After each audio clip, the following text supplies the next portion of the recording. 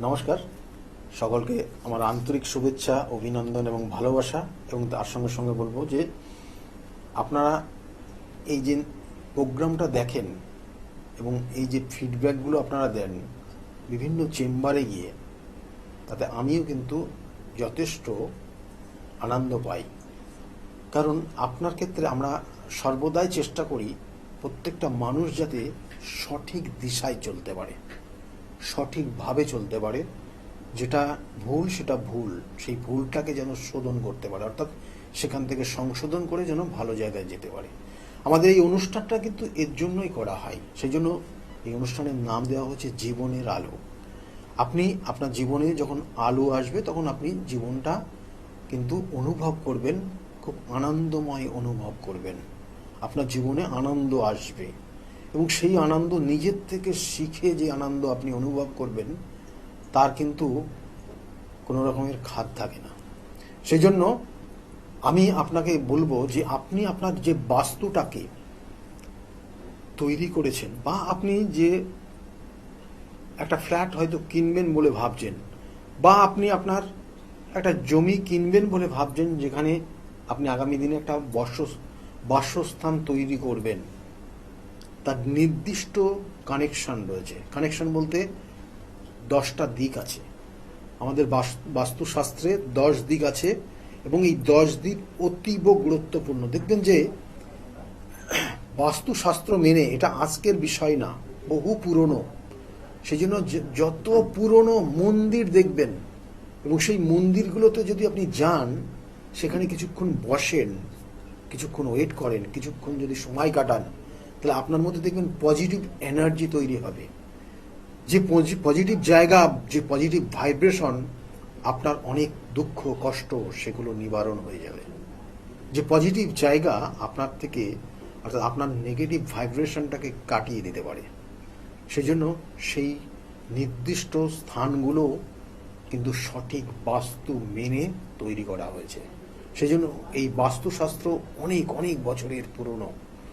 আবার বলছি, আর আপনার বাস্তুটা হয়তো জায়গার অভাবের জন্য, কারণ বাস্তু বর্তমান জনসংখ্যা অনেক, কিন্তু বাসস্থান তো একটা নির্দিষ্ট জায়গার মধ্যে, এবং সেখানে তার ওই 10 দিকের মধ্যে যদি কোনো নেগেটিভ এনার্জি কাজ করে যায়, অর্থাৎ 10 দিকে 10 ধরনের ইঙ্গিত ডিফেন্ড করে, তাহলে সেই জায়গাগুলো দেখা গেলো আপনি সঠিকভাবে করেননি।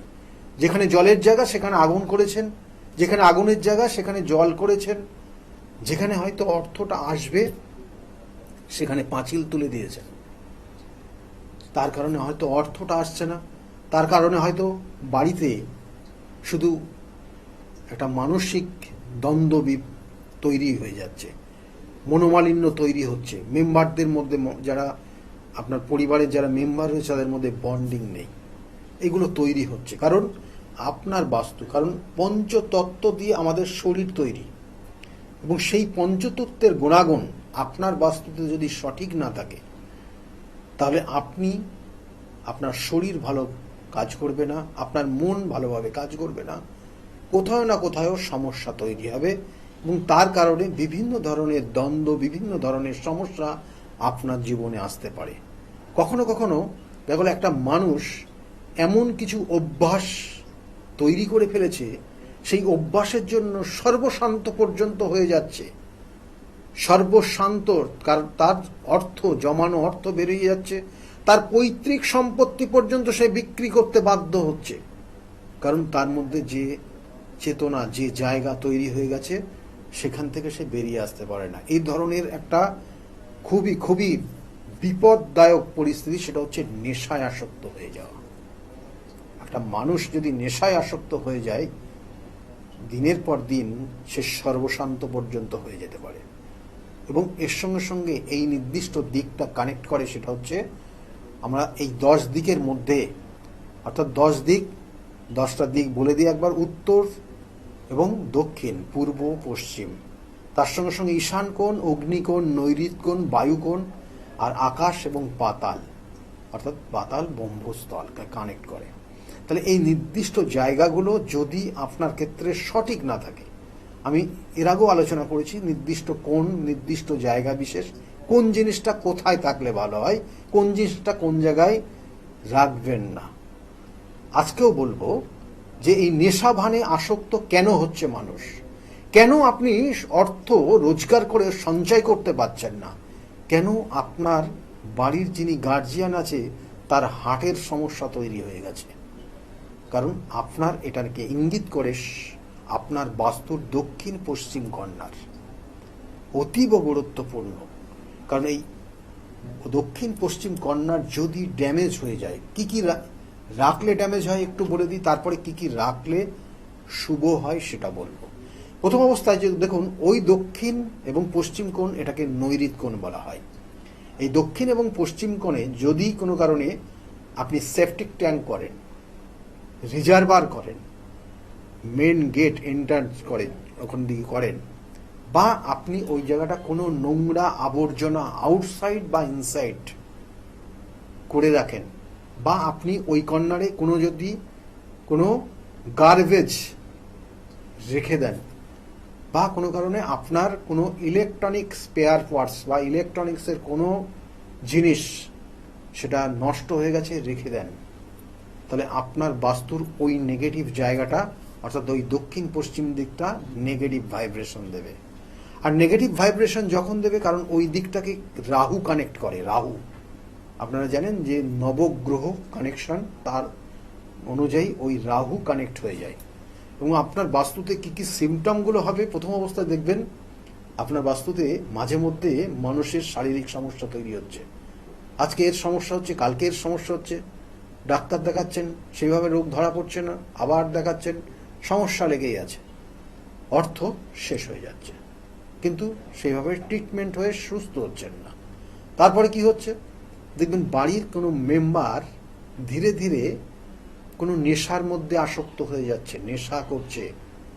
একটা সময় দেখা গেলো অন্য বাড়িতে আপনি ভাড়া থাকতেন, সেই বাড়িতে অতীব ভালো সুখে ছিলেন, নিজের বাড়ি করেছেন, ওই কর্নারটা ড্যামেজ করেছেন, এই বাড়িতে এসছেন, নেশায় আসক্ত হয়েছে আপনার সন্তান বা কেউ না কেউ। দিনের পর দিন নেশা করতে করতে শেষ হয়ে যাচ্ছে, অর্থ শেষ হয়ে যাচ্ছে। আবার ওই বাড়ির যিনি মেম্বার, যে হেড, তার হার্টের প্রবলেম তৈরি হয়ে গেছে, এমনকি হার্ট অপারেশন পর্যন্ত পরিস্থিতি তৈরি হয়ে যায়। এতটা বিপদদায়ক ওই নির্দিষ্ট কর্নারটা। এবং তার সঙ্গে সঙ্গে অর্থ দিনের পর দিন জলের মতো বেরিয়ে যাবে আপনার, মানে আপনি বুঝে উঠতে পারবেন না কোথা দিয়ে কিভাবে অর্থ চলে যাচ্ছে। আপনি আজকে অর্থ নিয়ে আসবেন, কালকের মানে আপনার আস্তে আস্তে সেই অর্থর হিসাব হয়ে যাবে কোথায় কোথায় দিতে হবে। এতটা সাংঘাতিক পরিণতি তৈরি করে দিতে পারে। এবং আপনি ওই বাস্তু পরিবর্তন করলেও অনেক সময় দেখা যায়, বা আপনি কোনো কিছু এক্সট্রা তৈরি করলেন, দেখা গেলো ওই কর্নারটা ড্যামেজ করে ফেললেন। এইগুলো কিন্তু সাধারণত তৈরি হয় যদি ওই ঈশান কোণ ইনঅ্যাক্টিভ হয়ে যায়, ঈশান কোণ নেগেটিভ ভাইব্রেশন দিতে থাকে। আর কি হয়, আর ওই ঈশান কোণে যদি নোংরা আবর্জনা এবং কোনো কোনো ক্ষেত্রে কোনো মানুষ যদি আপনার ওই ঈশান কোণে কোনো কিছু পুঁতে রেখে দিয়ে যায়, তাহলে আপনার বাড়ি ওই বাস্তু ত্যাগ না করা পর্যন্ত আপনার রেহাই হবে না। এবং এমন পরিণতি তৈরি করবে, আপনারা প্রত্যেকটা মানুষ অসুস্থ হয়ে যাবেন এবং আপনি সর্বশান্ত পর্যন্ত হয়ে যাবেন। এবং আপনার বাস্তুতে প্রত্যেকটা মানুষের মধ্যে কিন্তু বিভেদ তৈরি হয়ে যাবে, কারোর সঙ্গে কারোর মতের মিল হবে না। এবং একটা সময় খুব কঠিন সময়ের মধ্যে দিয়ে যাবেন ওই বাস্তু, কারণ ওই বাস্তু থেকেই কিন্তু আপনার অনেক কিছু দেয়, আবার ওই বাস্তুই আপনার ওই নির্দিষ্ট কোণ অনেক কিছু আপনার নিয়ে নিতে পারে। আর এই বাস্তুতে এই জায়গাটা কি করলে আপনার ভালো হবে একটু বলে দিই। প্রথম অবস্থায় ওখানে যত ওয়েট চাপাবেন, যত ওয়েটটাকে বাড়াবেন, তত আপনার বাস্তু একটা ব্যালেন্স জায়গা থাকবে। কারণ রাহুকে দাবিয়ে রাখলে রাহু আপনাকে ডিস্টার্ব করবে না, সেই জন্য ওই কর্নারটা যত ওয়েটই জিনিস আছে রেখে দিন। বাস্তুতে যদি কোনো রকমের কোনো ইলেকট্রনিক্স জিনিস, সেটা আপনার ঘড়ি হতে পারে, সেটা আপনার টিভি হতে পারে, আপনার মোবাইল হতে পারে, ল্যাপটপ হতে পারে, কোনো যে কোনো ইলেকট্রনিক্স জিনিস বা ইলেকট্রিকের জিনিস আপনার বাস্তুর থেকে হাটিয়ে দিন।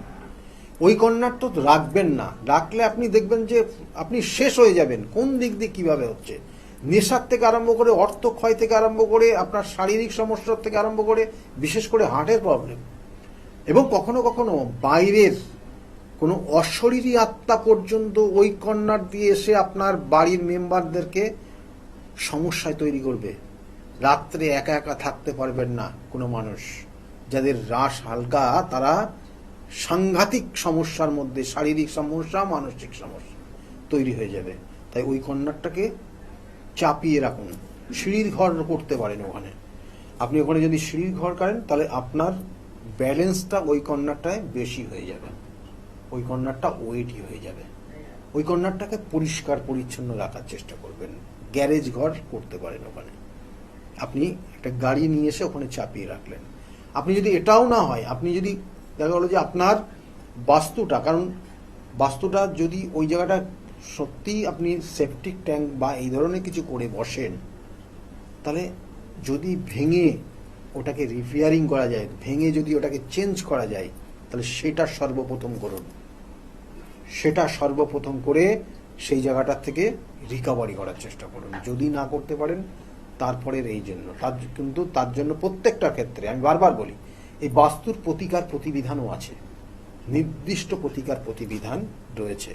আর কি করবেন, সর্বদাই ওই এরিয়াটা পরিষ্কার পরিচ্ছন্ন রাখার চেষ্টা করবেন, এবং ওইখান দিয়ে মেন গেট করার চেষ্টা, মানে যদি মেন গেট থাকে বা কোনো গেট থাকে সেই গেটটাকে বন্ধ করে দেবেন, চেষ্টা করবেন ওখান থেকে অন্য দিকে করার। এইগুলো বিশেষ করে মেনে চলবেন। আর পারলে পারে ওই কর্নারের দিকে আপনার সন্তানের দেখা গেল রুমটা করেছেন, সেখানে আপনার সন্তানও কিন্তু দেখবেন বিশেষভাবে এফেক্টেড হবে।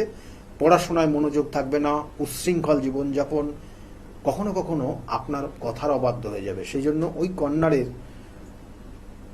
ময়ূরের পালক নিয়ে আসবেন, বিজোড় সংখ্যা ময়ূরের পালক সবুজ সুতো দিয়ে বেঁধে ওই কর্নারটা রেখে দেবেন, কিছুটা ফল পাবেন। কিন্তু আবার বলছি, যদি সম্ভব হয় ওই জায়গাটা ভেঙে সঠিকভাবে করুন, যদি না সম্ভব হয় এই জিনিসগুলো তো করবেনই, কিন্তু তার প্রতিকার প্রতিবিধান অবশ্যই করিয়ে নেবেন। সঠিক প্রতিকার, সঠিক প্রতিবিধান যেগুলো বললাম সেগুলো সাময়িক আপনি করলে ভালো পাবেন, কিন্তু পার্মানেন্ট যে সলিউশন সেটা হয় সেটাকে ভাঙতে হবে, না হলে তার সঠিক যে বাস্তু রেমেডি রয়েছে সেই জিনিসগুলোকে আপনাকে ওখানে অ্যাপ্লাই করতে হবে। করলে ধীরে ধীরে আপনার বাস্তু পরিশোধিত হবে, ভালো থাকতে পারবেন।